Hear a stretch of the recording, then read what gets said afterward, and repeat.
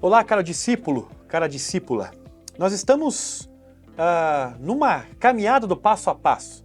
E no encontro passado, nós falamos sobre, por causa do pecado e do diabo, o ser humano está distante de Deus. E por causa disso, nenhum ser humano é capaz de buscar a Deus. E que Deus vem em direção ao ser humano em Jesus Cristo. Ou seja, a salvação é uma decisão de Deus que não depende de ninguém. E hoje nós vamos conversar sobre eleição. Ou seja, Deus é quem escolhe salvar o ser humano por sua livre iniciativa, chamando-o para si. Muito bem, eleição é uma palavra que define a nossa capacidade de escolher. A cada 4 anos, nós elegemos deputados federais, estaduais, senadores, governadores, presidente, vereador, prefeito. E nós estamos elegendo. E baseado nisso, muitas pessoas pensam que pode escolher a Deus ou ao diabo, o bem ou o mal.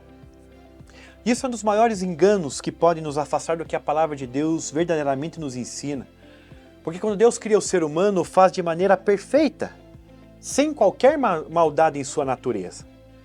Lembra que o ser humano foi criado a Deus como algo muito bom? E originalmente a vontade do ser humano estava livre do domínio do pecado. Então o que nós chamamos de livre-arbítrio estava até Gênesis 3. O ser humano tinha o seu livre-arbítrio em escolher. Ele não estava inclinado a qualquer tendência natural para escolher o mal. Porém, por sua queda, trouxe a morte espiritual para si mesmo e sobre todos os seus descendentes. E depois da desobediência de Adão, a vontade do ser humano foi corrompida e está naturalmente inclinada para o mal. Ela está sempre inclinada para o que desonra a Deus.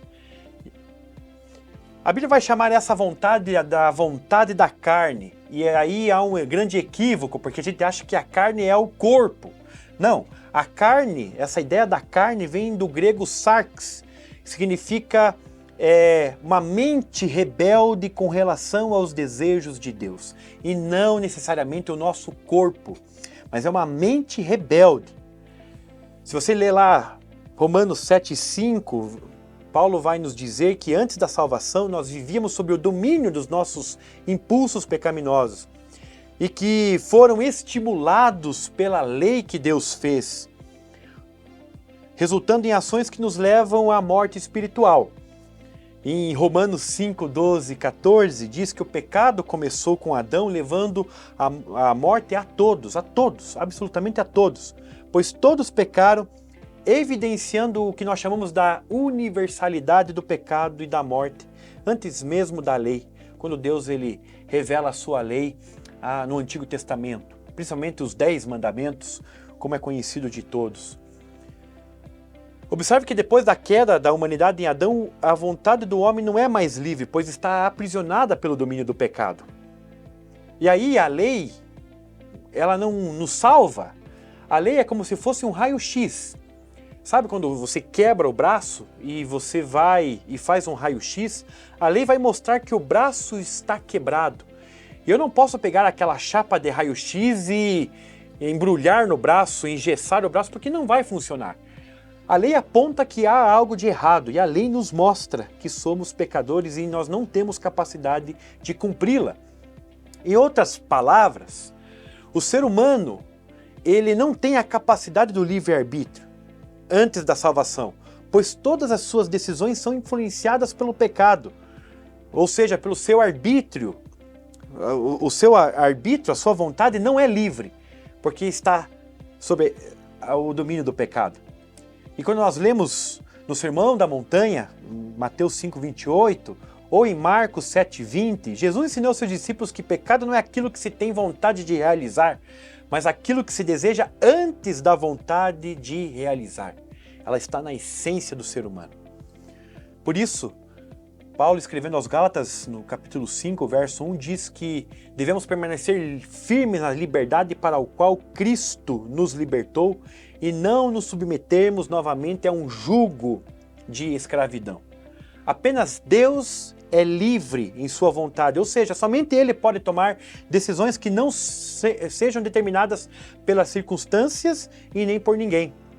Assim como, por exemplo, aconteceu com Adão após a sua queda, todo ser humano não consegue se religar a Deus. Por isso Deus faz o caminho contrário da religião. Ele ama nós de tal maneira que envia o seu Filho, Jesus Cristo. Em vez do ser humano tentar se religar a Deus pela religião, ele estabelece o modo como o relacionamento pode ser restaurado, apenas em Cristo Jesus, conforme João 14,6. Vamos só relembrar algumas coisas. Em Gênesis 3, 8, 9 diz que relata, a separação inicial entre Deus e a humanidade devido ao pecado.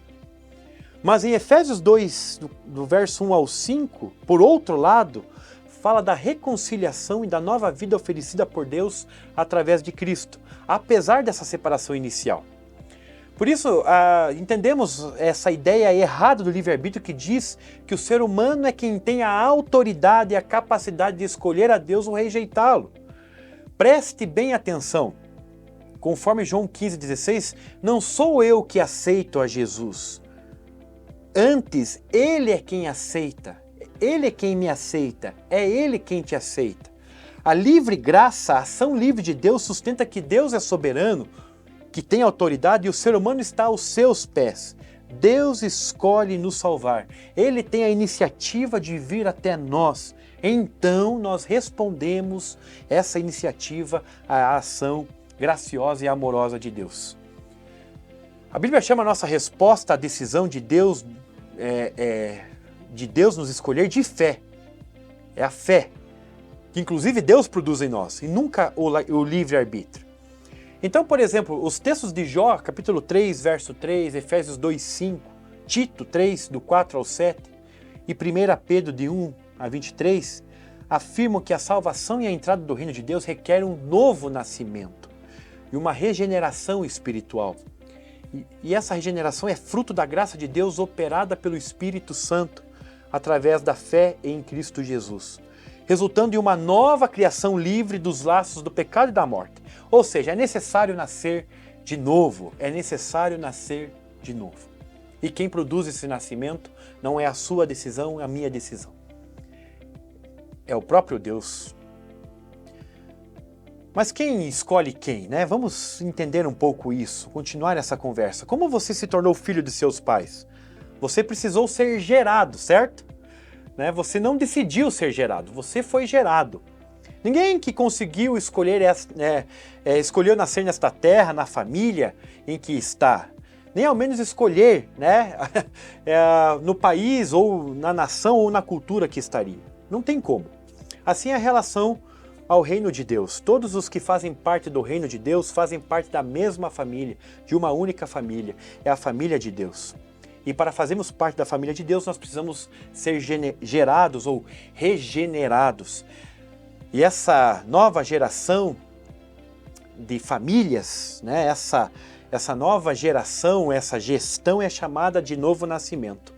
E para nascermos de novo, precisamos ser gerados novamente. E esse é um dos papéis do Espírito Santo de Deus.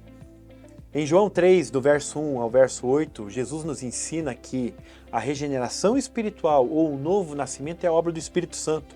E para pertencermos ao reino de Deus, uma pessoa deve nascer de novo, e claro, não fisicamente, mas espiritualmente, indicando uma transformação interna, e que só é possível através do Espírito Santo. Vamos relembrar o que nós conversamos sobre sermos eleitos?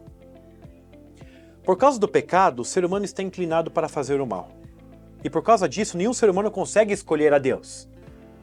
E que apenas Deus é completamente livre para realizar alguma escolha. E o próprio Deus escolheu livremente salvar os seres humanos. E por isso, nós encerramos esse encontro citando João capítulo 3, verso 3. Em resposta, Jesus declara: digo-lhes a verdade. Jesus dizendo para nós: digo-lhes a verdade. Ninguém pode ver o reino de Deus se não nascer de novo. É preciso ser regenerado. E é sobre isso que nós vamos conversar no próximo encontro. Te vejo lá.